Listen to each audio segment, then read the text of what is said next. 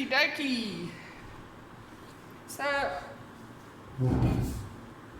without going too hard with a Stanley knife, I've gone along and I've scored down where the seam was, a little bit to here, up and down here, and maybe another one here. If you go too hard, you're going to get a mark underneath the bandage, so just take it easy.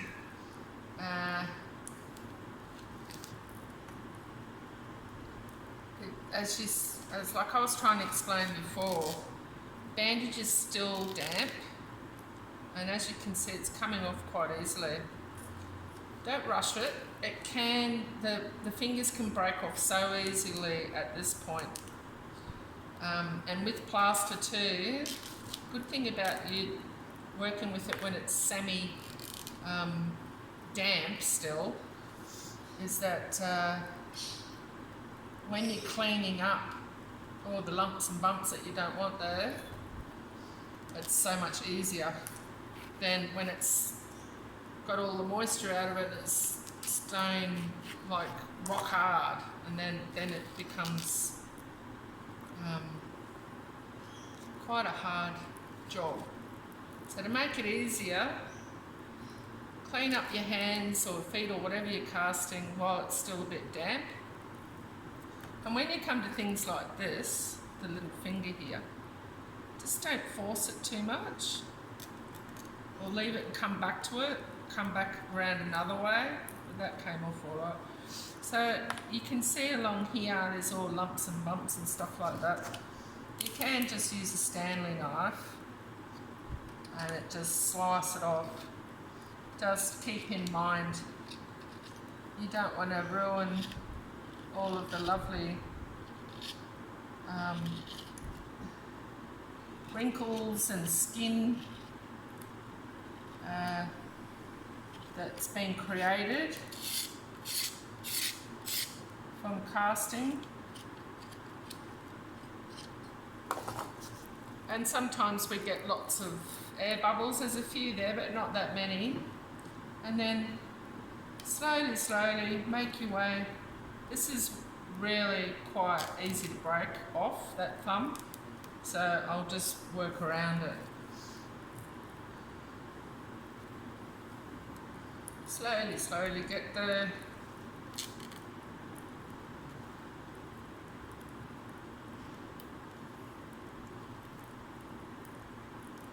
it's looking good.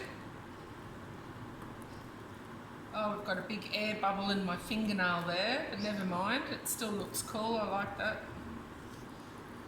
One of the ladies that came a couple of weeks ago, she had bubbles all over her hand, but they actually looked really cool. So this is a bit dodgy here now. We're up to the thumb. I did put a cut. I might just put another one.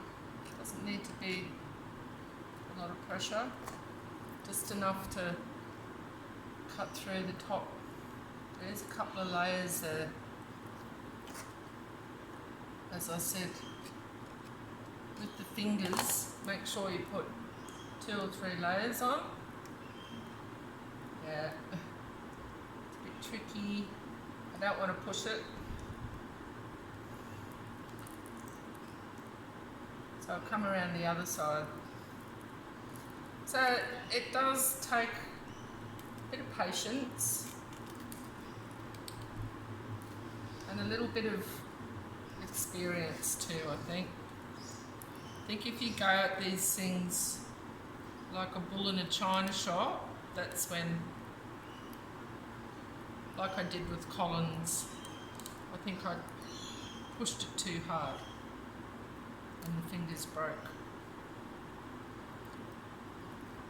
So the workshops this Christmas, this is the first one we've done, was lots of fun. We've got 5 workshops left. Tomorrow, Monday, Thursday, Friday next week. So come along if you're in Brisbane. We're in East Brisbane at St Paul's Anglican Church in the hall. There's plenty of parking out front. doors open at 12. Mums and dads are welcome to join in. That sort of was a learning curve. Didn't realise that mums and dads would want to join in, but they do, so that's great. More the merrier. Something that you can share with your kids as a memory of what you did on school holidays 2020. So the idea, I'm going to have a bit of teeth clenching moments here. The idea about these workshops and using this hall is community and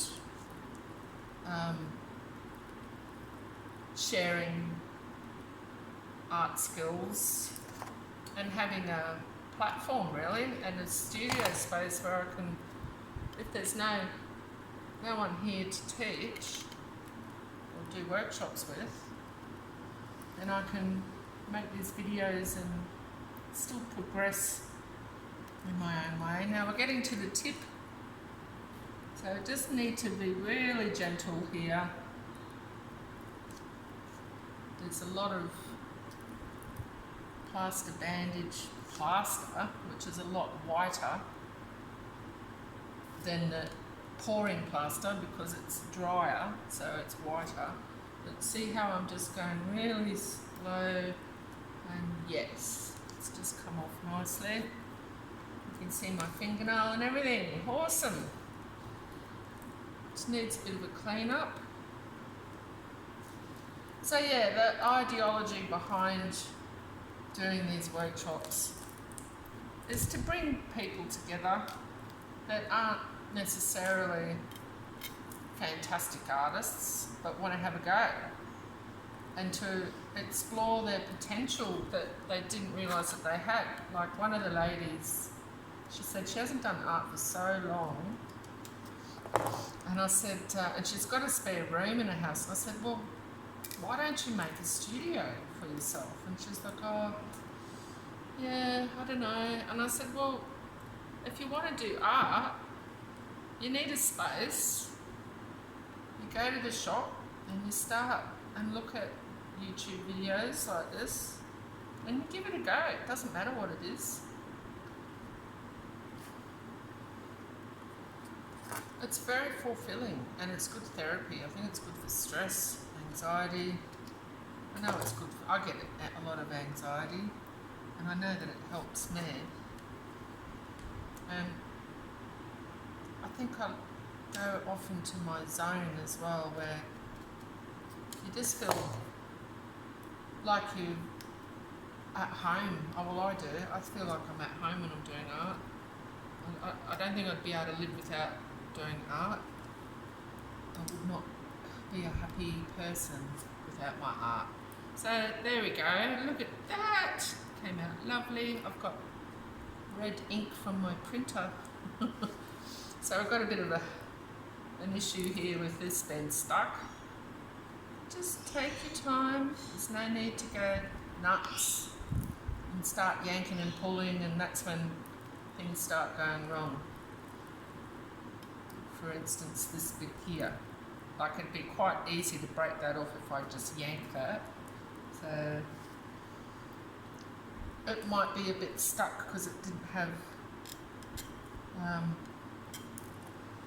enough Vaseline or whatever. But we got it, yes. So there you go, that's looking good. That's the little bubble that I was telling you about. But hey, it looks cool, I like it.